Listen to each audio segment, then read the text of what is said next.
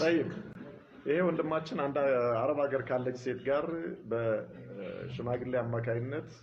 ኒካህ ታስሮ ነበርና መጀመሪያ በስልክ እንገናኝ ነበር በኋላ ስልክ አላነሳም አለችኝ እና ሌላ ሴት ባገባ አሁን እንዴት ይታያል ምን ነው ሲጀል ያገናኘው ነው አሁን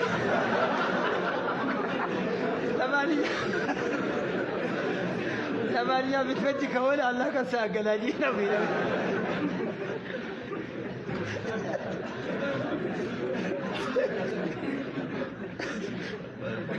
ለማንኛውም ያው ኒካ ከታሰረ ያው አንድ ሴት ኒካ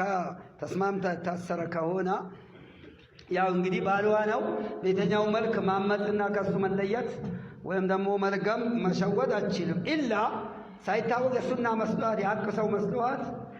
ኒካ ታስሮ ነበር በኋላ ከታሰረ በኋላ ሳይጨመሩ በፊት ችግር በቂ ሸሪዓዊ ችግር ያለበት ሆኖ ከተገኘ ምናልባት ያን ጊዜ ኒካው ለማስፈረስ ትችላለች እንጂ ዝም ብላ ተስማምታ ኒካ ታስሮ ከዛ በኋላ ደግሞ ሽል ማለት ሌላ ወንጀል ነው። አላህ